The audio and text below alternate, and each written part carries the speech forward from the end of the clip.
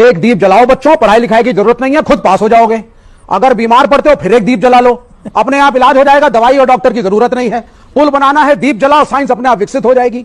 तो ये 21 लाख दीपक जो जलाए जा रहे हैं, अरे अपने ही राम के नाम पे गरीबों को दे देते तेल तो शायद देश का ज्यादा भला होता। ये गिमिक्स करने से कोई राम नहीं होने वाला है। पॉलिटिकल पार्टी या गवर्नमेंट ऑफ इंडिया क्या मंदिर बनाना है? इंफ्रास्ट्रक्चर कौन बनाएगा? रोड कौन बनाएगा? अस्पताल कौन बनाएगा? स्कूल कौन बनाएगा? It is not the work of the government to make temples. जी, हमने तो कभी नहीं कहा कि दीपक जलाओ और अपने आप साइंस डेवलप हो जाएगी, मगर बचपन से पढ़ा है, चरखा चलाओ अंग्रेज भाग जाएगा।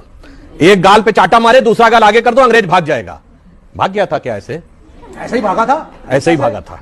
मान्यवर, वास्तविकता यह थी कि अगर महात्मा गांधी ने उस चरखे को प्रतीक बनाया था जहां पूरे राष्ट्र की भावनाएं संवेदना के साथ आके जुड़ी और उससे वो एक शक्ति मिली, नैतिक शक्ति, कि अंग्रेजों को भगाने में सफल हुए, उसी प्रकार ये दीपक एक प्रतीक है जहां से सभी के मन में एक ज्योति उत्पन्न होती है कि वो खड़े हो राष्ट्र के लिए। मगर कुछ लोग ऐसे होते हैं, जो अभी महंत जी कह रहे थे ना, कुछ लोगों को दीपक की रोशनी नहीं अच्छी लगती, उनको अंधेरा ही अच्छा लगता है। जिनके लिए रामचरितमानस में कहा गया, शब्द से न लिया जाए, सहज पाप प्रिय तामस देहा। जिनके मन में पाप होता है उनकी सहज प्रवृत्ति तामसी वैसे ही होती है। यथा उल्लू कही तम पर नेहा, उल्लू मतलब उल्लू की जैसे आसक्ति अंधेरे की तरफ होती है, कभी दीपक की तरफ नहीं होती है, वैसे कुछ लोग हैं सिर्फ अंधेरा देखते हैं। अब मैं जवाब देता हूं। इन्होंने बड़ा वाजिब सवाल किया कि राम मंदिर बनने से क्या हुआ था। जनाब, राम मंदिर ऐसे नहीं बना है। जब राम मंदिर बना है उससे पहले 4 करोड़ गरीब लोगों को प्रधानमंत्री आवास योजना के तहत आवास मिला है। उसमें 3 करोड़ महिलाएं हैं। मैं दावे के साथ कहता हूं जिनका रजिस्ट्री में नाम लिखा हुआ 2014 से पहले गरीब वर्ग की 3 करोड़ महिलाएं ऐसी नहीं थी जिनका नाम उसमें लिखा हुआ। और आपने कहा इंफ्रास्ट्रक्चर, 37 किलोमीटर पर डे की रोड बन रही है। इंफ्रास्ट्रक्चर इन्वेस्टमेंट में हम इस समय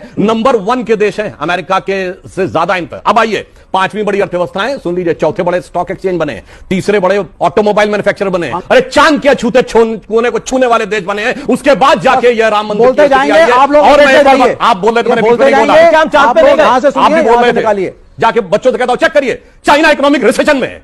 अभी फिच ने रेटिंग जो है उसकी घटा के 5.2 से 4.5 की है, भारत की 5.5 से 6.2 की है। ये अंतर हो रहा है कि कैसे हम जी एक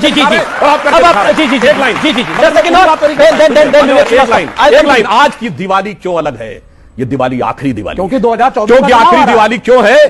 क्योंकि भगवान राम के, श्री राम लला विराजमान के भव्य मंदिर में स्थापित होने से पहले की अंतिम दीपावली है। क्यों अंतिम दीपावली? मैं क्यों कह रहा हूं ये दीपावली इसलिए महत्वपूर्ण है? आपने कहा पहली दिवाली नहीं थी। हां, किसी जमाने में ताला लगा था, जब हम लोग बचपन में नारा लगाते थे, लोकतंत्र की देखो शान, बंदी बने हुए भगवान। फिर उसके बाद ताला खुला तो हम लोग कहते थे तेरे भी जो मंदिरों पे प्रतिबंध लगा हो तो हिंदू कहलाना हमें छोड़ देना चाहिए, यह स्थिति थी। उसके बाद टाट के छप्पर में रहे भगवान राम, और वो भी अगर फट जाता था तो कोर्ट जाना पड़ता था। और उसके बाद श्री राम लला विराजमान इस केस में खुद पैरोकार थे, शायद आप लोगों को नहीं पता होगा। One of the respondent for Shri Ram Lalla Virajman. मैं दुनिया में चुनौती कहता हूं, हमारे भगवान एकमात्र है जिन्होंने कोर्ट में खड़े होकर अपना मुकदमा खुद लड़ा है, और पूरी मर्यादा के साथ, सारी कानूनी वैधताओं के साथ अब जाके मंदिर वो बना है। इसलिए मैं कहूंगा, एक वो भी दिवाली थी जब उजड़ा हुआ गुलशन था, रोता हुआ माली था, आज महका हुआ गुलशन है, बजती हुई ताली है। एक वो भी दिवाली थी, एक ये भी दिवाली।